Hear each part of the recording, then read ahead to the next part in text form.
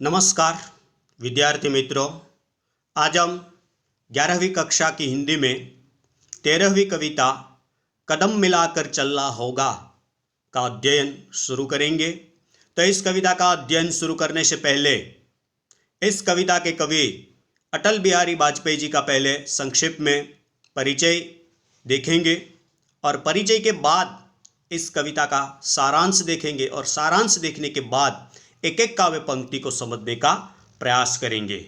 तो यह है कदम मिलाकर चलना होगा कविता के कवि अटल बिहारी वाजपेयी, यानी कि हमारे भारत के पूर्व प्रधानमंत्री अटल बिहारी वाजपेयी जी की तस्वीर है। तो सर्वप्रथम अटल बिहारी वाजपेयी जी का संक्षेप में परिचय जानते हैं। जन्म की बात करें तो अटल बिहारी वाजपेयी जी का जन्म 25 दिसंबर 1926 के दिन हुआ था। निधन यानी कि मृत्यु की अगर हम बात करें तो 16 अगस्त 2018 के दिन अटल बिहारी वाजपेयी जी की मृत्यु हुई थी। भारत रत्न से सम्मानित हमारे पूर्व प्रधानमंत्री अटल बिहारी वाजपेयी का जन्म 25 दिसंबर 1926 के रोज मध्य प्रदेश के ग्वालियर शहर में हुआ था। माता का नाम कृष्णा देवी और पिता का नाम कृष्ण बिहारी वाजपेयी था। अपने बीए तक की पढ़ाई ग्वालियर से तथा एमए एलएलबी की पढ़ाई कानपुर से की। बीए की पढ़ाई ग्वालियर से और एमए की पढ़ाई कानपुर से की है। बचपन से साहित्य के रसिक वाजपेयी जी कई बार स्वतंत्रता प्राप्ति के लिए जेल भी गए। पत्र पत्रिका के क्षेत्र में आगे रहकर इन्होंने राष्ट्र धर्म, पांचजन्य, स्वदेश तथा अर्जुन पत्रिकाओं का संपादन किया। कई महत्वपूर्ण पत्रिकाओं का संपादन अटल बिहारी वाजपेयी जी ने किया था। वाजपेयी एक उत्तम कवि गीतकार भी है। एक उत्तम कवि और एक उत्तम गीतकार भी है। प्रखर वक्ता थे, उनके विरोधी भी उनकी प्रशंसा करते थे। वक्ता, प्रखर वक्ता थे और विरोधी लोग भी अटल बिहारी वाजपेयी जी की तारीफ करते थे, प्रशंसा करते थे। उन्होंने 4 दशक तक भारतीय संसद का प्रतिनिधित्व किया। राजकीय क्षेत्र की अगर हम बात करें, राजकीय यात्रा की बात अगर हम करें तो अटल बिहारी वाजपेयी जी 4 दशक तक भारतीय सांसद के रूप में वह सांसद के पद पर आसीन रहे हैं। और एक महत्वपूर्ण जानकारी हमें यह भी मिलती है कि मोरारजी देसाई की सरकार में अटल बिहारी वाजपेयी विदेश मंत्री थे और इसी के बाद 1996 में वो पहली बार भारत के प्रधानमंत्री बने थे। लेकिन जब वो प्रधानमंत्री बने तो 13 दिन तक वो प्रधानमंत्री पद पर रहे थे। बाद में सरकार गिरती है, दोबारा चुनाव होता है 1998 में और 1998 में फिर वो भारत का प्रधानमंत्री बनता है।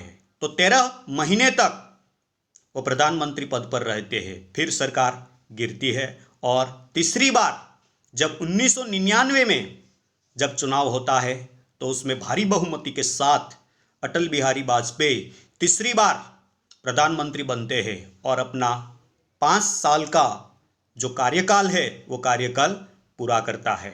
1999 से 2004 तक वो भारत के प्रधानमंत्री पद पर रहे थे। तो यह था अटल बिहारी वाजपेयी जी का राजकीय परिचय। और एक महत्वपूर्ण बात यह भी हमारे लिए जानना ज़रूरी है, क्योंकि जब मोरारजी देसाई की सरकार में जब वो विदेश मंत्री थे और विदेश मंत्री के तौर पर जब वो संयुक्त राष्ट्र महासंघ में जब वो गए थे तो वहाँ अटल बिहारी वाजपेयी जी ने हमारी राष्ट्रभाषा हिंदी में ही संबोधन किया था और अपना वक्तव्य संयुक्त राष्ट्र महासंघ में हिंदी भाषा में पहले ऐसे विदेश मंत्री थे जिन्होंने राष्ट्रभाषा में अपना वक्तव्य दिया था यूनो के अंदर। अब हम सम्मान की अगर हम बात करें तो जो पुरस्कारों के क्षेत्र में जो सर्वश्रेष्ठ पुरस्कार है वह पुरस्कार भारत रत्न से भी अटल बिहारी वाजपेयी सम्मानित हुए थे। इसके अलावा पद्म भूषण, हिंदी गौरव, लोकमान्य तिलक, सर्वश्रेष्ठ सांसद जैसे अनेक पुरस्कारों से अटल बिहारी वाजपेयी सम्मानित हुए थे। तो ये था अटल बिहारी वाजपेयी जी का संक्षेप में परिचय। अब हम उनके साहित्य के संदर्भ में भी थोड़ी जानकारी प्राप्त करते हैं। उनकी रचनाओं की अगर हम बात करें तो मृत्यु या हत्या, अमर बलिदान, अमर आग, मेरी 51 कविताएं, सेक्युलरवाद, मेरी संसदीय यात्रा, सुवासित पुष्प, विचार बिंदु, शक्ति से शांति, न दैन्यम न पलायनम, नई चुनौती नया अवसर आदि प्रमुख है। मैंने जितने भी नाम बोले साहित्य कृतियों का, वो सारी की सारी साहित्य कृतियां अटल बिहारी वाजपेयी जी की है। तो ये था अटल बिहारी वाजपेयी जी का साहित्यिक परिचय। अब हम ये जो कविता है कदम मिलाकर चलना होगा, इस कविता का सारांश देखते हैं। प्रस्तुत रचना एक आह्वान गीत है। ये जो रचना है, ये जो कविता है, वो एक आह्वान गीत है। इस गीत में वे हम सब भारतवासियों को उन्नति की राह पर आगे बढ़ने के लिए कदम मिलाकर चलने का आह्वान करते हैं। उन्नति यानी प्रगति, प्रगति के पथ पर आगे बढ़ने का आह्वान ये रचना हमें करती है। माना कि इसमें बहुत कठिनाइयां हैं, फिर भी सभी को साथ मिलकर चलना होगा, क्योंकि प्रगति के लिए, उन्नति के लिए जब हम आगे बढ़ते हैं तो मार्ग में कई बाधाएं, कई कठिनाइयां आती है, हम सब जानते हैं। फिर भी हमें अपने उन्नति के मार्ग में आगे बढ़ना है, लेकिन सब लोग साथ मिलकर हमें आगे बढ़ना है। उस रास्ते पर चलते चलते अपना सब कुछ न्योछावर करने के लिए आगे बढ़ने की सीख देता है। वो रास्ता छोड़ना नहीं है, वही रास्ते से पीछे मुड़ना नहीं है, वही रास्ते पर आगे बढ़ना है। अगर न्योछावर होना है, बलिदान भी देना पड़े, तो बलिदान के लिए भी हमें तैयार रहना होगा, और वही मार्ग पर हमें आगे बढ़ना है। वही प्रेरणा, वही सीख ये जो आह्वान गीत है कदम मिलाकर चलना होगा, ये हमें देता है। तो विद्यार्थी मित्रों, अब हम इस कविता की ओर आगे बढ़ते हैं। तो वो पहले तो इस कविता का मैं गान करूंगा, क्योंकि सारांश के संदर्भ में जब हमने देखा कि ये रचना एक आह्वान गीत है, तो इस आह्वान गीत को मैं गाने का प्रयास करता हूं, जिसे आपको ध्यान से सुनना है। बाधाएं आती है आए, घिरे प्रलय की घोर घटाए, पांवों के नीचे अंगारे, सिर पर बरसे यदि ज्वालाए, निज हाथों में हंसते हंसते आग लगा कर जलना होगा, कदम मिलाकर चलना होगा, कदम मिलाकर चलना होगा। हास्य रुदन में, तूफानों में, अगर असंख्यक बलिदानों में, उद्यानों में, वीरानों में, अपमानों में, सम्मानों में, उन्नत मस्तक उबरा सीना, पीड़ाओं में पलना होगा, कदम मिलाकर चलना होगा, कदम मिलाकर चलना होगा। उजियारे में, अंधकार में, कल कहार में, बीच दार में, घोर घृणा में, पूत प्यार में, क्षणिक जीत में, दीर्घ हार में, जीवन के सत सत आकर्षक अरमानों को डलना होगा, कदम मिलाकर चलना होगा, कदम मिलाकर चलना होगा। सम्मुख फैला अगर ध्येय पथ, प्रगति चिरंतन कैसा इतियत, सुस्मित हर्षित कैसा श्रमश्लत, असफल सफल सम्मान मनोरथ, सब कुछ देकर कुछ न मांगते, पावस बनकर ढलना होगा, कदम मिलाकर चलना होगा, कदम मिलाकर चलना होगा। कुछ कांटों से सज्जित जीवन, प्रखर प्यास से वंचित यौवन, नीरवता से मुखरित मधुबन, परहित अर्पित अपना तन मन, जीवन को सत सत आहुति में जलना होगा, गलना होगा, कदम मिलाकर चलना होगा, कदम मिलाकर चलना होगा। तो विद्यार्थी मित्रों, ये एक आह्वान गीत था।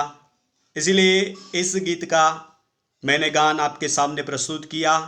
अब हम एक एक काव्य पंक्ति का पठन करेंगे और पठन के साथ साथ इस काव्य पंक्ति को समझने का प्रयास करेंगे। तो पहली काव्य पंक्ति है, बाधाएं आती है आए, घिरे प्रलय की घोर घटाए, पांवों के नीचे अंगारे, सिर पर बरसे यदि ज्वालाए, निज हाथों में हंसते हंसते, आग लगाकर जल्ला होगा, कदम मिलाकर चलना होगा, कदम मिलाकर चलना होगा। तो यहां अटल बिहारी वाजपेयी यानी कि हमारे भारत के पूर्व प्रधानमंत्री अटल बिहारी वाजपेयी हमें यह संदेश देते हैं कि बाधाएं आती है आए। बाधाएं, बाधाएं का मतलब होता है समस्या, संघर्ष, आफत, विपत। ये तो हमारे मार्ग में आती ही रहती है। इसीलिए बाधाओं को देखकर, समस्याओं को देखकर, आफतों को देखकर हमें पीछे मुड़ना नहीं है। अगर वही बाधा हमारे मार्ग में अगर प्रलय के रूप में आए, या अगर हमारे पांवों के नीचे अग्नि के अंगारे अगर आए, तो वही अंगारे और वही प्रलय से हमें डरने की जरूरत नहीं है।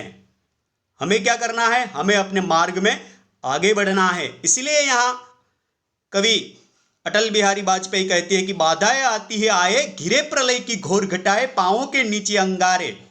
यदि आप जिस मार्ग पर चल रहे हैं वही मार्ग में अंगारे ही अंगारे है, और वही अंगारे अगर आपके पांवों के नीचे है तो वही अंगारों से डरना नहीं है, बल्कि हमें आगे बढ़ना है। सिर पर बरसे यदि ज्वालाए, निज हाथों में हंसते हंसते। सिर यानी कि माथा।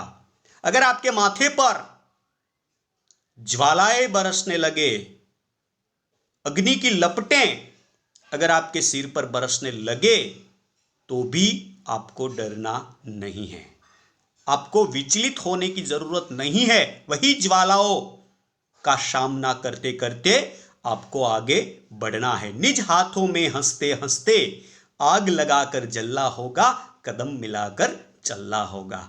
अगर आपके सिर पर अग्नि की ज्वालाएं अगर बरसने लगे, अग्नि की बारिश होने लगे, तो भी आपको अग्नि से, ज्वालाओं से डरना नहीं है, क्योंकि आपको आगे ही बढ़ना है। अगर ऐसी विपरीत परिस्थितियां हैं आपके सामने, फिर भी आपको हंसते हंसते आग लगाकर जलना होगा, यानी कि आग लगाकर भी आपको अपने मार्ग में आगे बढ़ना है। कदम मिलाकर चलना होगा, सभी लोगों को साथ मिलकर वही रास्ते पर आगे बढ़ना है। तो ये काव्य पंक्ति हमें एकता और मार्ग में आने वाली आफतों का सामना करने का संदेश देती है कि हमें आफतों से, विपत्तियों से, समस्याओं से हमें डरने की जरूरत नहीं है। क्योंकि हमें डरने की जरूरत इसलिए नहीं है क्योंकि हम सब मिलजुल कर वही समस्या, वही आफत का मुकाबला कर पाएंगे। लेकिन इसके लिए क्या करना है? हमें कदम मिलाकर चलना है। सभी लोगों को मिलजुल कर वही आफतों को, वही समस्याओं का मुकाबला करना है, और मुकाबला करते करते हमें आगे बढ़ना है। तो यही संदेश अटल बिहारी वाजपेयी इस काव्य पंक्ति में हमें देते हैं। अब हम दूसरी काव्य पंक्ति की ओर आगे बढ़ते हैं। हास्य रुदन में, तूफानों में, अगर असंख्यक बलिदानों में, उद्यानों में, वीरानों में, अपमानों में, सम्मानों में, उन्नत मस्तक उभरा सीना, पीड़ाओं में पलना होगा, कदम मिलाकर चलना होगा, कदम मिलाकर चलना होगा।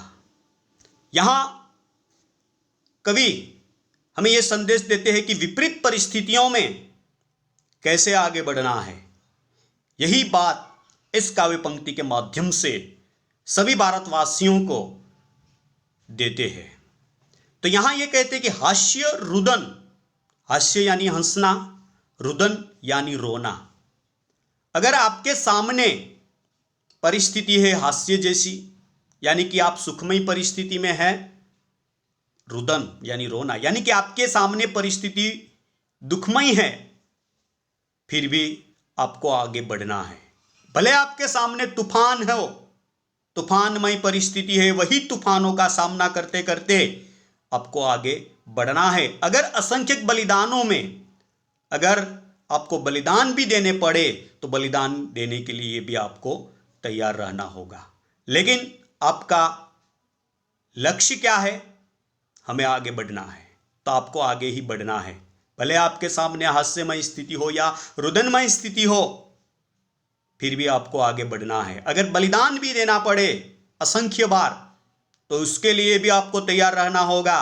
इसीलिए कवि आगे कहते कि उद्यानों में वीरानों में, उद्यान बाग बगीचा में जैसी स्थिति हो, वीरान यानी कि एकदम वीरान, जहां कोई भी ना हो, किसी भी प्रकार की हरियाली ना हो, एकदम बंजर, ऐसी स्थिति भले हो आपके सामने, एक तरफ उद्यानमय स्थिति हो या दूसरी तरफ वीरानमय स्थिति हो, फिर भी दोनों स्थितियों के होने के बावजूद आपको आगे बढ़ना है। भले आपका कोई अपमान करे या कोई आपके लिए सम्मान की नजरों से देखे, न तो आपको अपमान की ओर ध्यान देना है, न आपको सम्मान की ओर ध्यान देना है।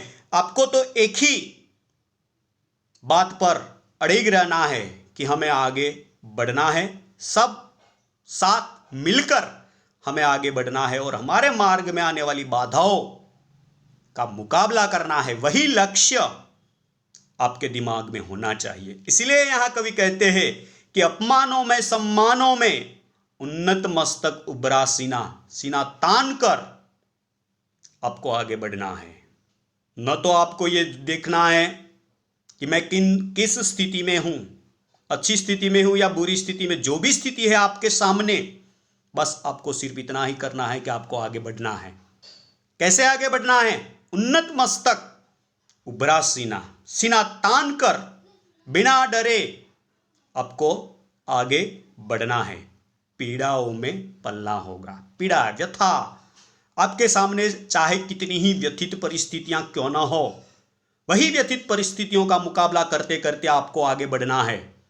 बस यही लक्ष्य आपका होना चाहिए। इसीलिए अंतिम पंक्ति में कवि कहते हैं कदम मिलाकर चलना होगा। बस सब मिलजुल कर वही विपत्तियों को अपने रास्ते से हटाने के लिए आपको सभी लोगों को मिलजुल कर आगे बढ़ना है। इसीलिए कवि अंत में कहते हैं कदम मिलाकर चलना होगा, कदम मिलाकर चलना होगा।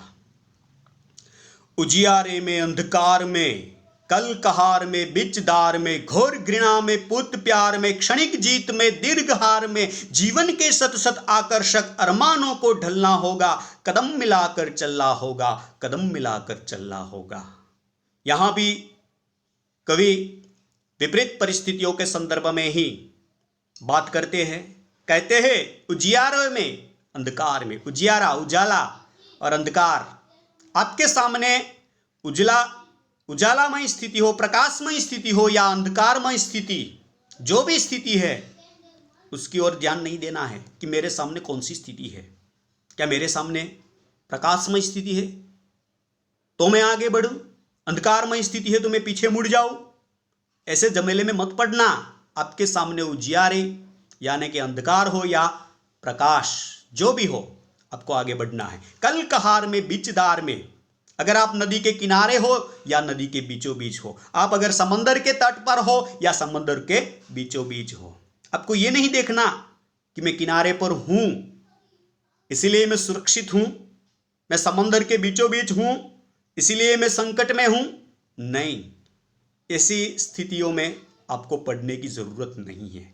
आप जैसी भी स्थिति में हो, आपका सिर्फ एक ही लक्ष्य होना चाहिए कि हम भारतवासी हैं और हमें अपने राष्ट्र को, हमें अपने देश को उन्नति के पथ पर ले जाना है। इसके लिए हमें आगे बढ़ना है। इसीलिए यहां कवि कहते हैं कि कल कहार में, बीच दार में, घोर घृणा में, पुत प्यार में, अगर आप जिस मार्ग पर जा रहे हो वहां आपको घृणा भी मिल सकती है और स्नेह भी मिल सकता है। घृणा, नफरत, स्नेह, प्यार। तो आपको न घृणा की ओर ध्यान देना है न प्रेम की ओर ध्यान देना है। आपको किस ओर ध्यान देना है? आगे बढ़ने की ओर ध्यान देना है। कौन से मार्ग पर आप जा रहे हो?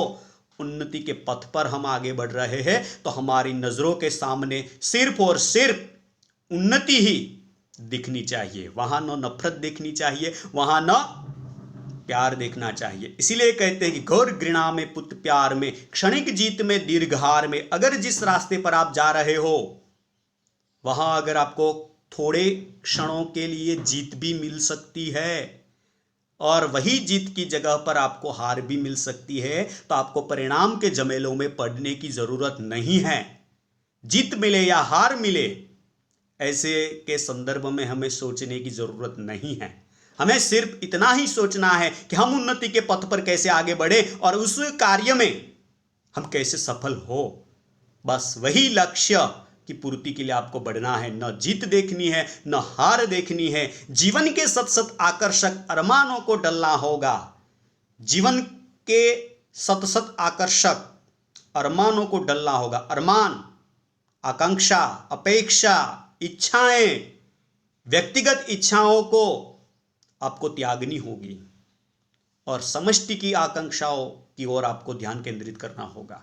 व्यक्तिगत आकांक्षा उन्नति के पथ पर बाधा रूप बन सकती है, इसीलिए वहां आपको व्यक्तिगत आकांक्षा, व्यक्तिगत अरमान को आपको त्यागना होगा, उसका बलिदान देना पड़ेगा। यहां आप राष्ट्र हित के लिए आगे बढ़ते हैं तो वहां आपका अरमान राष्ट्र हित का होना चाहिए। इसीलिए यहां अटल बिहारी वाजपेयी कहते हैं, जीवन के सत सत आकर्षक अरमानों को ढलना होगा, कदम मिलाकर चलना होगा। हमें सब लोगों को साथ मिलकर आगे बढ़ना है, क्योंकि यहां कदम मिलाकर चलना होगा। कदम मिलाकर चलने का तात्पर्य यह होता है कि सभी लोगों को मिलजुल कर उन्नति के पथ पर आगे बढ़ना है। यही मुख्य संदेश है इस कविता का, इस गीत का। इसलिए यहां यह कहा गया आह्वान गीत है। भारतवासियों को यह आह्वान करता है, यह संदेश देता है कि भारत के प्रत्येक व्यक्ति मिलजुल कर उन्नति के पथ पर आगे बढ़े।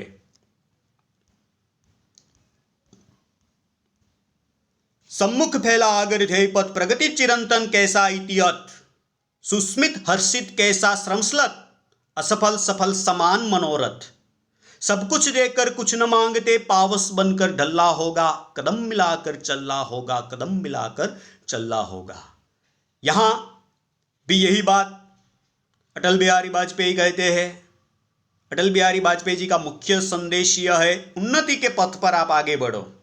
आपके मार्ग में कई तरह की कठिनाइयां आएगी, कई तरह की बाधाएं आएगी, कई प्रकार से आपके सामने कई प्रकार की विपत्तियां आएगी और वही विपत्तियां, वही बाधाएं आपको ध्येय पथ से भटकाने का कार्य करेगी। इसलिए यहां कहते कि सम्मुख पिला अगर ध्येय पथ, प्रगति चिरंतन कैसा इतियत। आप प्रगति चाहते हैं, उन्नति चाहते हैं, तो आप आगे बढ़ो। आपके सामने एक ही लक्ष्य होना चाहिए, ध्येय प्राप्ति। और ध्येय प्राप्ति के कार्य में जब आप आगे बढ़ते हैं तो वहां ये नहीं देखना है कि इस कार्य का आरंभ कब करें और अंत कब करें। अथ और इति, इति यानी समाप्ति, अथ यानी प्रारंभ। वहां ये नहीं देखा जाता कि मैं इस कार्य में आगे बढ़ता हूं तो कब मैं प्रारंभ करूं और कब इस कार्य का अंत करूं। न तो आपको आरंभ के बारे में देखना है, न आपको अंत के बारे में देखना है। इसीलिए कवि कहते हैं कि बस प्रगति चिरंतन कैसा इतियत, प्रगति करते रहिए, आप आगे बढ़ते रहिए। यही बात को आगे दोहराते हुए कवि कहते हैं, सुस्मित हर्षित कैसा श्रमश्लत। हंसते हुए स्मित के साथ आपको आगे बढ़ना है, आनंदित होते हुए आगे बढ़ना है। चेहरे पर अगर थकान महसूस हो तो वही थकान को दूर करना होगा, क्योंकि जिस कार्य के लिए आप आगे बढ़ते हैं वहां थकान नाम का शब्द या चेहरे पर किसी भी प्रकार की थकान नहीं होनी चाहिए। वही चेहरे पर हास्य और स्मित के साथ आपको आगे बढ़ना है।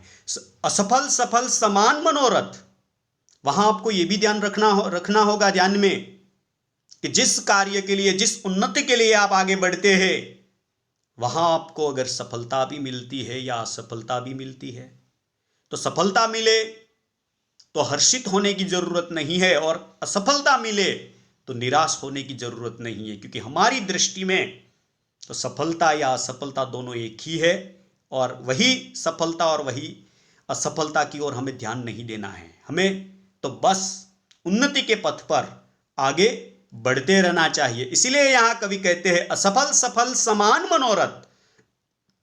हमारी दृष्टि में सफल और असफल दोनों समान है।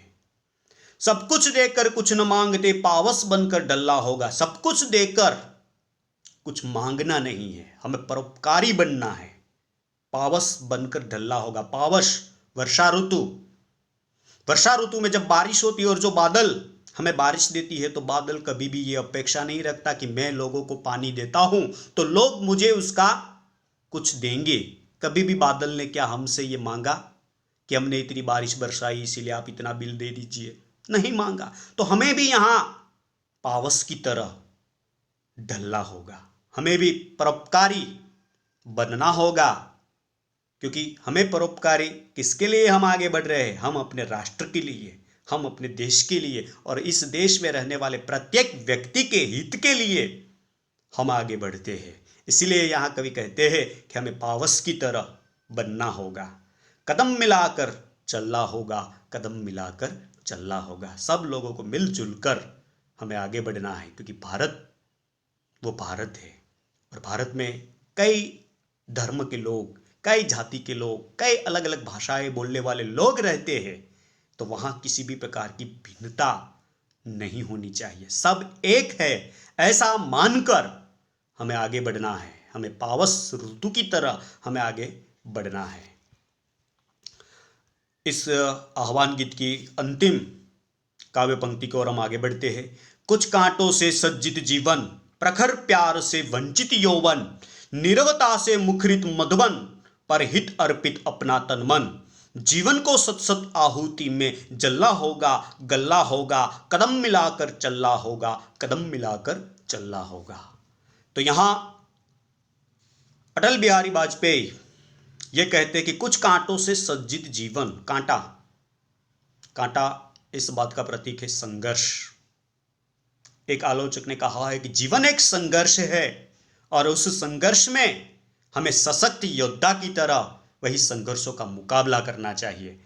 क्योंकि जब हम मुकाबला करेंगे तभी हम संघर्ष को अपने मार्ग से हटा पाएंगे। बिना मुकाबला किए संघर्ष हमारे मार्ग से हटता नहीं। इसीलिए यहां कहते कुछ कांटों से सज्जित जीवन। जीवन तो कांटों से सज्जित है, इसीलिए कहा ने जीवन एक संघर्ष है। जीवन जीना है तो कई छोटे बड़े संघर्ष तो आते ही रहेंगे। प्रखर प्यास से वंचित यौवन, प्यार से वंचित यौवन, यौवन है तो प्यार है। तो यहां यह कहा प्रखर प्यार से वंचित यौवन, नीरवता से मुखरित मधुबन। शांत, नीरवता का मतलब होता है शांत, शांति का मुखरित मधुबन है।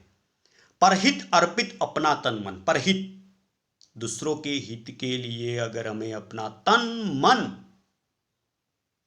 और तन मन लगाकर जीवन को सत सत आहुति, अगर आहुति भी देनी पड़े, अगर हमें अपना प्राणों का बलिदान भी देना पड़े पर हित के लिए, दूसरों के लिए, तो इसके लिए भी हमें तैयार रहना होगा। क्योंकि जीवन जो है वो तो एक संघर्षों से भरा हुआ है और जैसे ही जीवन में जब हम आगे बढ़ेंगे वैसे वैसे मार्ग में कई तरह की बाधाएं, कई तरह की कठिनाइयां आती रहती है। तो ऐसी स्थिति में हमें क्या करना है? हमें यह करना है कि अगर मान लो कि हम युवावस्था में है और युवावस्था में अगर हमें प्यार से वंचित भी रहना पड़े तो भी इसके बारे में हमें नहीं सोचना है। हमें सिर्फ इतना ही सोचना है कि हम जिस देश में जन्मे हैं वही राष्ट्र के लिए, वही राष्ट्र की प्रगति के लिए अगर हमें अपना बलिदान भी देना पड़े या प्यार से वंचित भी रहना पड़े तो ये हमें मंजूर है।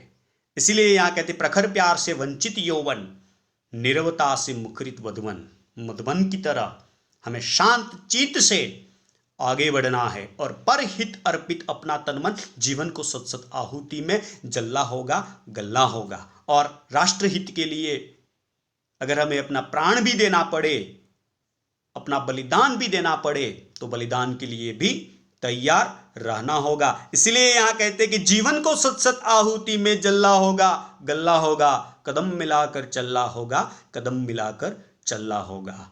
तो यहाँ अंत में भी यही बात बार बार वाजपेयी जी ने, अटल बिहारी वाजपेयी जी ने पुनरावर्तन की है कि भाई सब लोगों को साथ मिलजुल कर मार्ग में आने वाली हर एक बाधाओं का मुकाबला करना है और मुकाबला करते करते राष्ट्र को, देश को, अपने देश को उन्नति के पथ पर आगे बढ़ाना है। यही संदेश इस कविता का था, इस आह्वान गीत का था। तो इस आह्वान गीत को हम यहाँ पूरा करते हैं।